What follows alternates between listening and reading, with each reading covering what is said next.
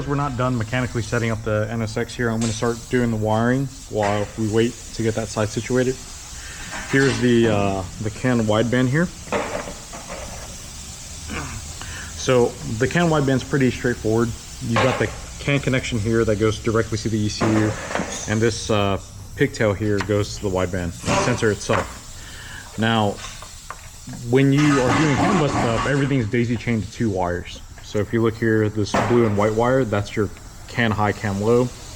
And when you start adding other Canbus items, you'll attach it to this port here, and then it'll daisy chain. So if you're adding CAN EGT or another CAN wideband, for instance, it'll attach here.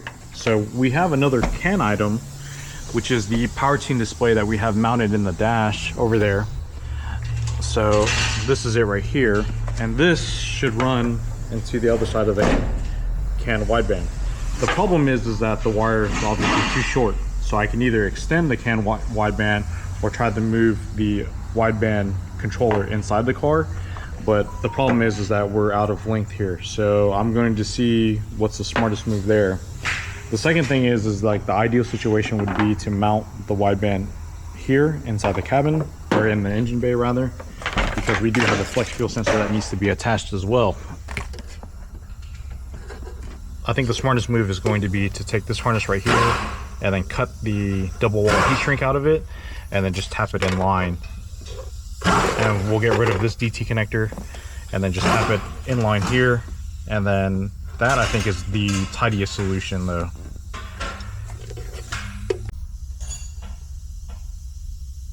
So looking at the Powertune wiring, we can say that blue goes to blue and red goes to white. And so I'm going to sacrifice one of these. Well, not really sacrifice, but we're going to modify one of these.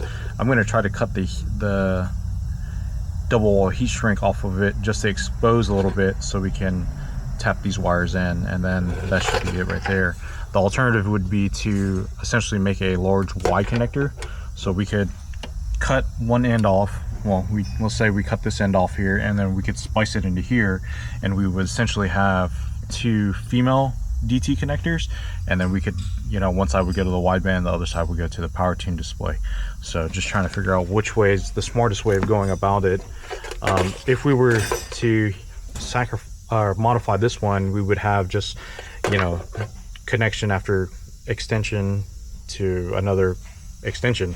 So it really just kind of adds to the mix and complexity of more failure points. The more connections you have, the more likely you'll have failure points.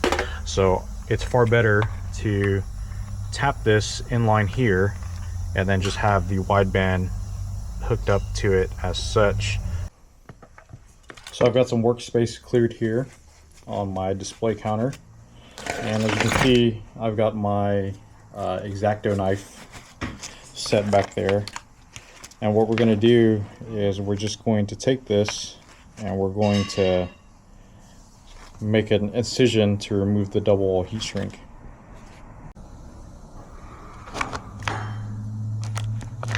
So I haven't done this before, and if you watch my video on the Supra making a patch harness, I talk about double wall heat shrink here, trying to remove it. So I guess we are going to hop on this journey together to see how we can figure out how to remove double wall heat shrink together.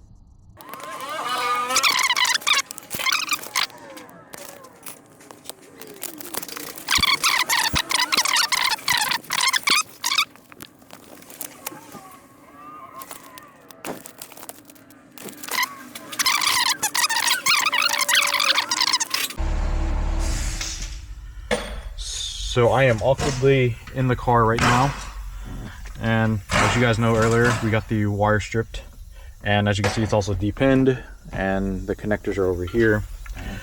This is the Powertune display connector, and what we're going to do is we're just going to cut this end off and we're going to wire it into this connector.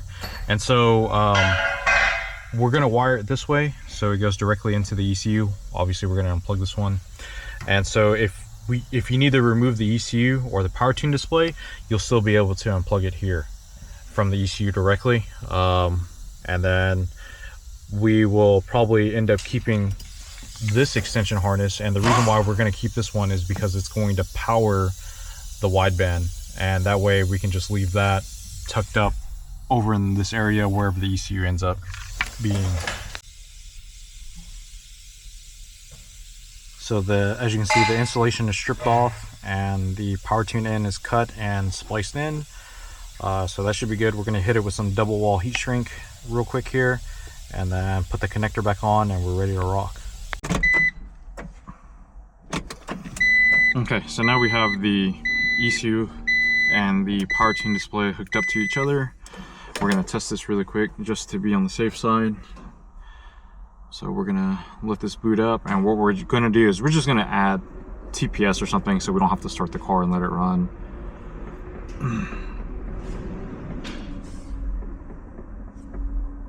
So this should already be pre-configured for the Haltech. So I'm just going to grab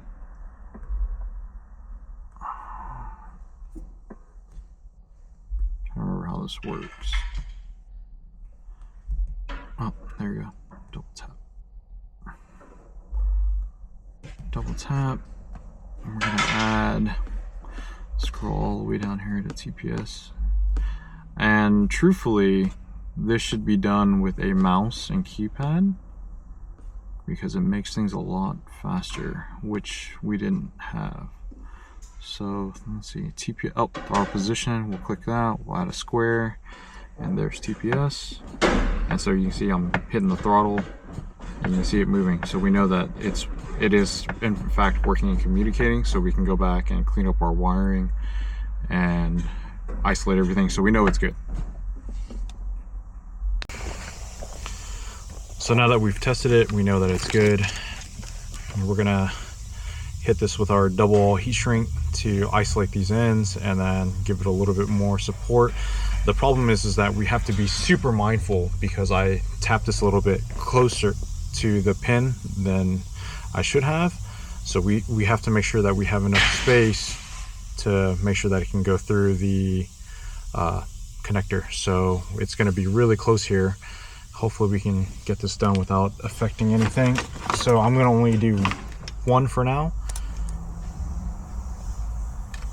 and then test it, and hopefully we're good to go. Because if we're not, we're gonna have to figure out our next move.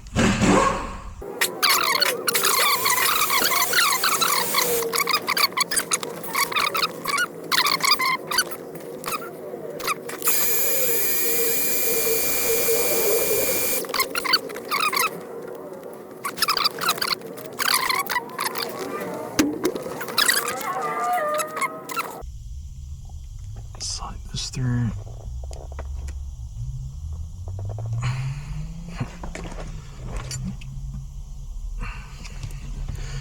And so we've got the plastic retainer that needs to go in. Perfectly seated. Pop, pop. All right, so now we have our custom Y harness, if you will. So now that that's all plugged in, oops. So we're gonna unplug it from the ECU. This end will go directly into the ECU now.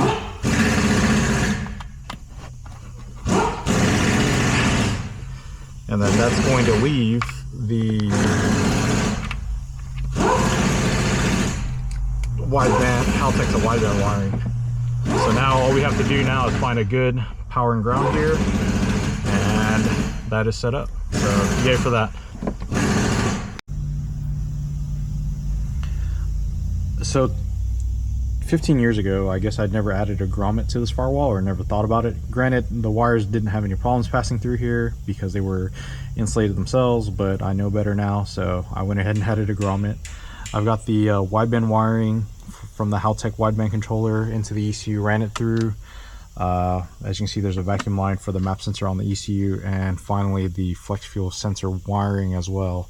So we've got all that ran. I'm going to leave a little bit of slack on the flex fuel sensor wiring just because I don't know where it needs to go, and we can always tie it up on this side of it, so not a big deal. So now that that's done, we're going to find some appropriate places for power and ground wiring.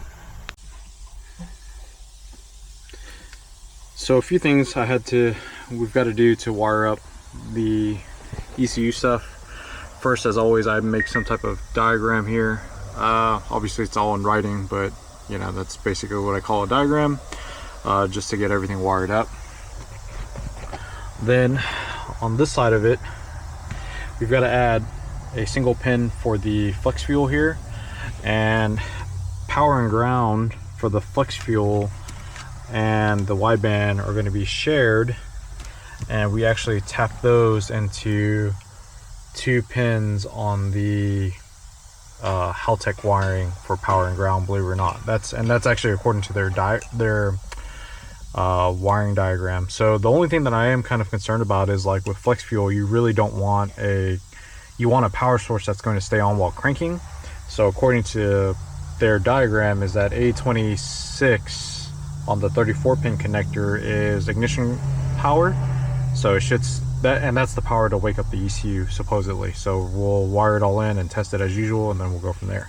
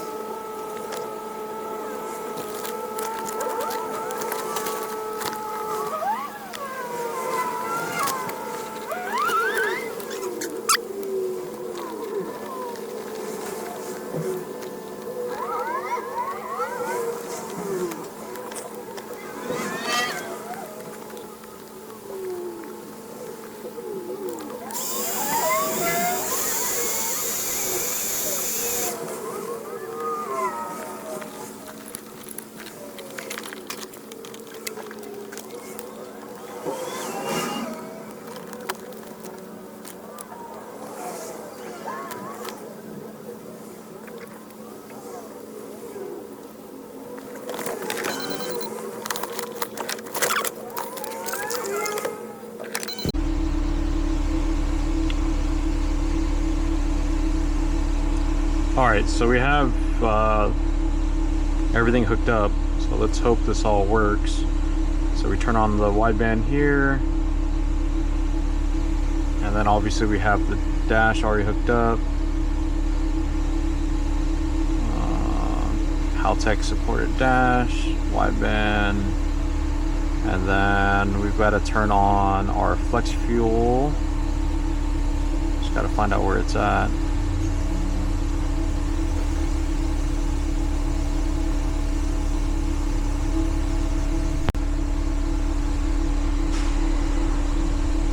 Sensors,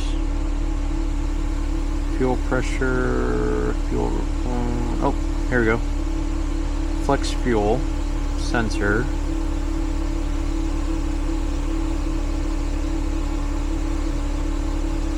This is going to SP4.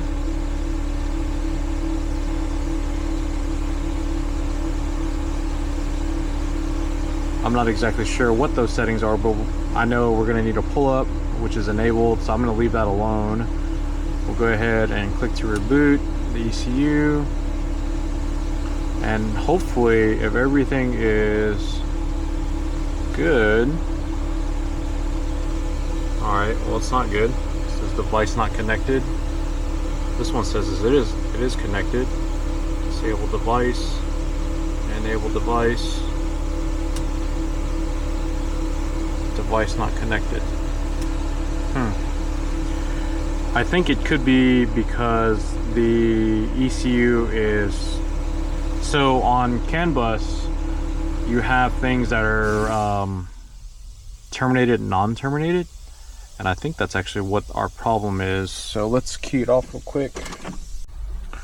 So we have the wideband plugged in directly into the ECU, but it's still not working. But that's probably because I'm an idiot and it's not powered.